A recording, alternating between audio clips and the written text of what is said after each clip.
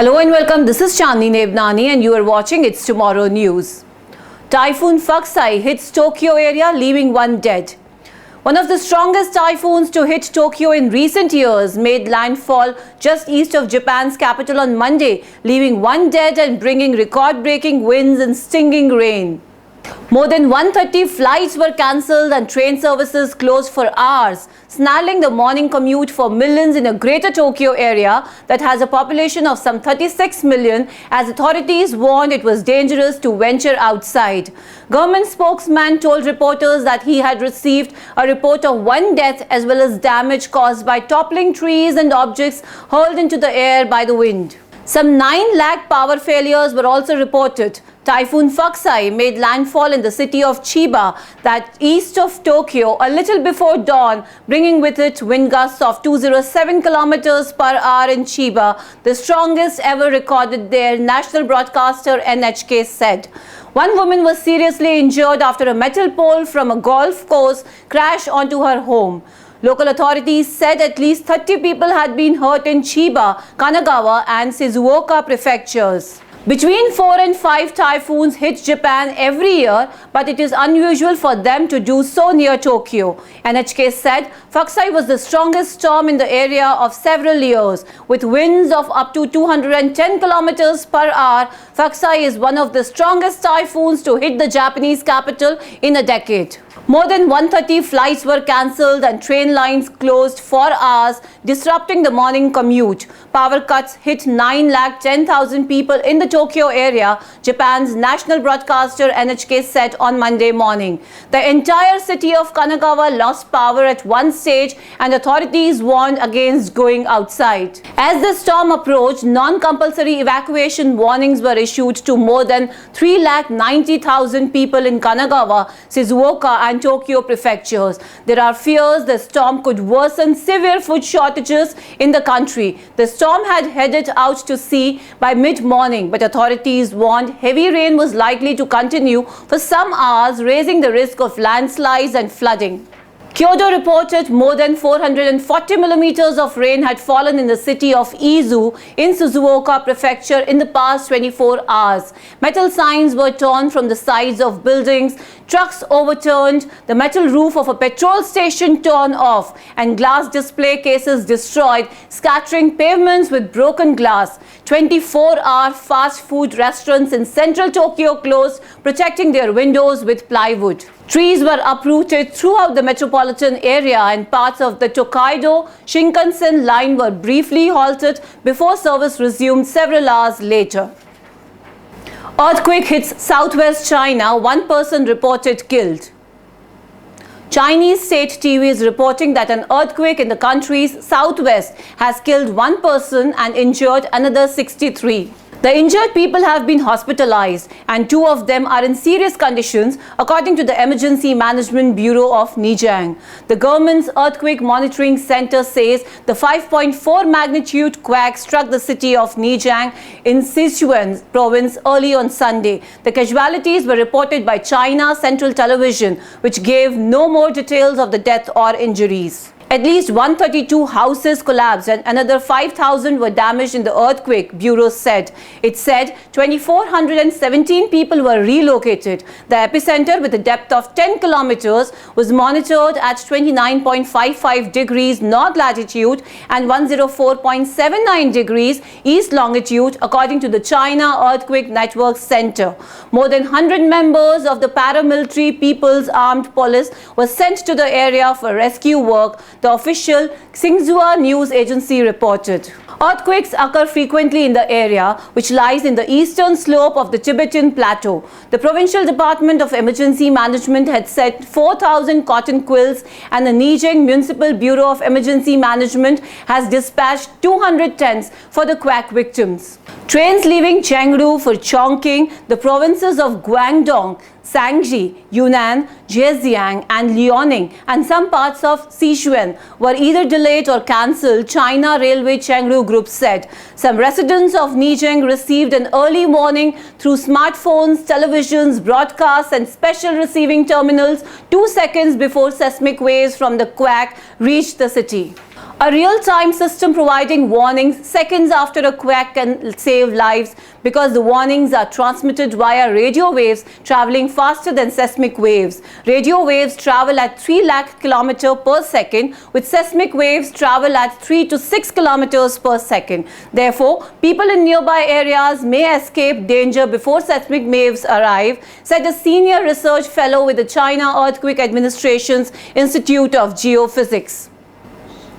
Landslide near Dudhsagar station halts Goa Express. With a major landslide on the Southwestern Railway's SWR line near the Dudhsagar waterfalls, the Hazrat Nizamuddin bound Goa Express had to make an emergency halt at Kollam on Saturday. As the landslide occurred on Saturday evening, the process of clearing the debris from the tracks began late in the evening, and the track would only be opened by Sunday, SWR sources said. A railway official said mudslide occurred due to heavy rainfall in the area over the past week. The soil that had been saturated with rainwater could have loosened and triggered the landslide. Being a forest area in the Western Ghats, Kollam receives around 150 inches of rain each year.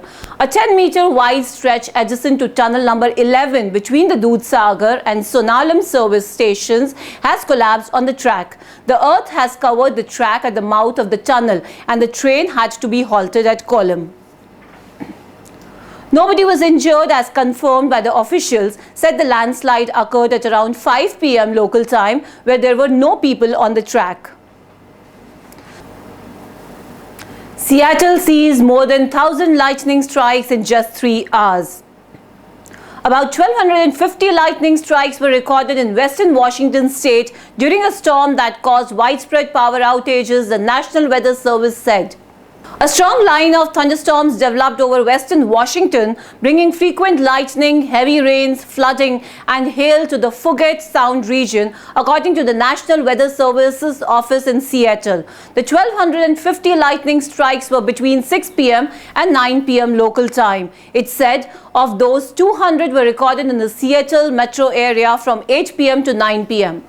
Occurs when the ice particles within a cloud interact with each other through collision, causing the particles to fracture and break apart, according to NASA. The intense heat of the lightning generates a sound called thunder that is transmitted through the air at a speed of sound, it added. Lightning and thunder happen at the same time, but since light travels faster than sound, the flash of lightning is seen sooner than thunder is heard. When lightning strikes, a bright flash of light is generated. Light travels at a constant 186,000 miles per second, which means that we see the flash immediately as it happens, NASA said. At its peak, the lightning storm caused power outages to over 4,500 customers, according to Seattle City Light. The storm also delayed the football game between the University of Washington and UC Berkeley at Husky Stadium. It also caused an early closure of the Washington State Fair in Puyallup. Summer over Britain freezes as bone-chillingly September continues. Britain will experience a freakish freeze as temperatures plummet below average for the month. For many across the country, temperatures will fall on Sunday morning as the cold temperatures continue. Despite a clear start to the day for many across the country, it will be a cold warning.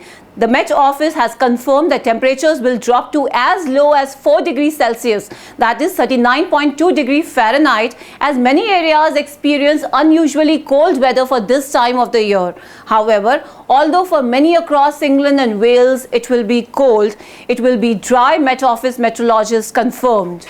Unfortunately, meteorologists added, the weather will become increasingly unsettled from the west over the next 2 days. It will be a cloudy picture across the west and north of Scotland and also into Northern Ireland. Parts of Northern Ireland could also see 1 or 2 spots of rain. There will be sunnier skies that head towards the east and southeast of Scotland. The cold temperatures will remain for most of the morning, with only parts of the southeast seeing double-digit figures.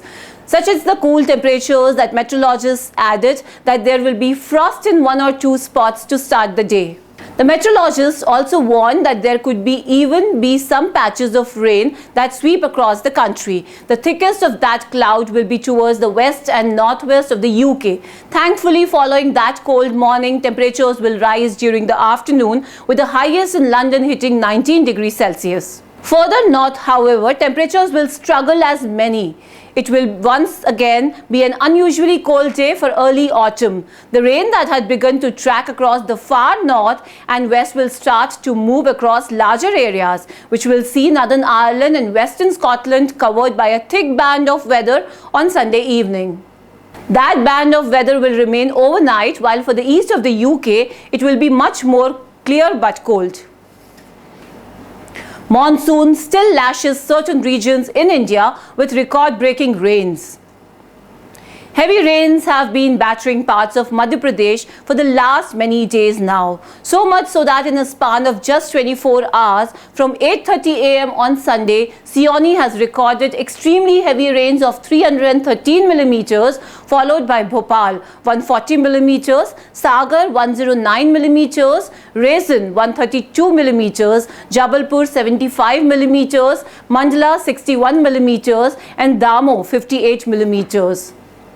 In fact, due to heavy amounts of rainfall, the local administration has ordered to keep all the schools and colleges closed in Bhopal and Mandla today. According to our meteorologists, the flood situation is likely for the next few days, as heavy to very heavy rains would lash many parts of the state. Places like Bhopal, Indore, Ujjain, Ratlam, Guna, Sagar, Gwalior, Morena, etc. would observe no relief from flooding rains for the next 3 to 4 days.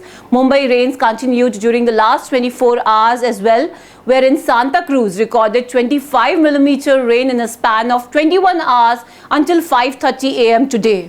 Moderate showers made an appearance in the city and suburbs, coupled with some heavy spells that were observed at 1 or 2 places yesterday. These significant showers had resulted in waterlogging in many parts of the city and adjoining area. However, as the meteorologists at SkyMet had predicted, Mumbai rains have significantly reduced since yesterday evening, and only light drizzles have been going on in the city and suburbs at present. Now, we expect the rainfall activities to reduce further, and only light rains with 1 or 2 short intense spells are likely in parts of the city during the next 24 hours. As the intensity of rain would be mainly light, no serious threat as to waterlogging or traffic havoc would be seen. Moreover, commuting to office or school would be easy for Mumbaikars. By tomorrow, rains will further subside and only isolated light rains would be seen in the city and suburbs. Once the monsoon showers disappear, the temperatures would again follow an increasing trend, leading to uncomfortable and sultry weather. These conditions would continue for the next 3 to 4 days then. The reduction in rainfall activities could be attributed to the weakening of cyclonic circulation over the Gujarat region.